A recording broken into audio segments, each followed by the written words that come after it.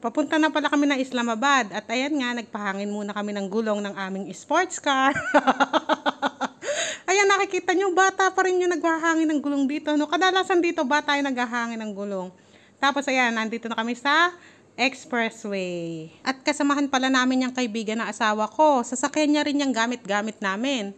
Tapos, ayan, ganyan lang ang matatanaw mo, mga bukiran. Ano pala dito ngayon, anihan na ng palay. Nakikita ko marami ng mga ani-ani. At syempre, ayan, kunwari, tulog muna ako. Ayan, oh, mag-video-video tayo na ako'y kunwari tulog. Kunwari lang yan, ha? Pero ang totoo niyan, mulat na mulat yan. Syempre, para may ma-video ba akong tulog ako. Oh, bulaga. Tapos, ayan, ganyan ang itsura ng mga orange na mga puno dito. Puro orange yan, yung mga nakikita nyo na yan, puro oranges yan. Hindi lang kita yung bunga, pero may mga bunga yan, mga kulay orange na talaga sila. Pahinog na, baka next week, marami ng tinda sa palengke. Tapos, ayan nga, nagpakarga muna kami ng gasolina. At syempre, Jumingle Bells din muna kami. Tapos nung andito pala kami sa KFC, ayan, nakakita yung asawa ko ng cricket player. Ayan, nagpa-picture sila. Litong-lito pa nga si Usman at si Mariam kung kanino ba titingin, kung sa asawa ko, sa kaibigan ng asawa ko, o sa akin. Tapos, ayan, nung nakaupo na kami, pinapakita sa akin ni Mariam yung picture nila nung cricket player. O, di ba? Pinapakita niya. O, mama. Ang pinapanood kasi nila sa likod ko, alam nyo, cricket. Kaya, ayan, tontuwa si Mariam. Ay na, ayan sa likod ko yung tibing malaki. O, kaya sa akin sila mga nakaharap yung mga tao. Tapos, itago natin yan, siyempre, palakang karag na yan. Abe, saktong dyan pa ako umupo sa may paharap sa mga tao na yan. Kaya yung mga tao sa akin nakapaharap. Ako tuloy ay hiyang-hiyang ngumuya.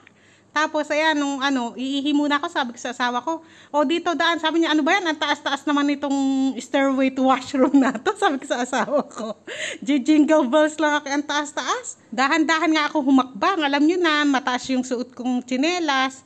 Tapos, syempre, medyo mabigat tayo, baka mamaya, kumapano pa ako, di ba? Maganda na nag-iingat, kaya ganyan, dahan-dahan na lang si Teletubbies. Pero in fairness, malinis ang CR nila nung pumasok ako. Kasi dito sa Pakistan, kadalasan ng CR dito talaga, lalo na yung hindi malalaking bus stop, ay hindi siya kalinisan.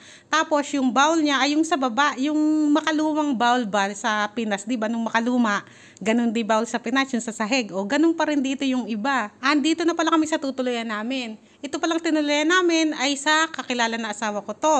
Iniwan lang sa amin yung susi kasi umalis siya. Kaysa sa mag-hotel kami, di ba? O at least dito, libre na. Dito pala kami sa Barya Town Tumuloy. Medyo malayo nga lang sa mga pasyalan. Babiyahe ka siguro ng 40 minutes pataas, ganyan.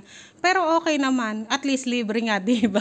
Tapos ayan, ganyan yung tanawin dito sa may tinitira namin. Ayan. DH4 yata yung natatanaw namin na yan. Hindi ko alam, di ako sure ha, mga kapanay.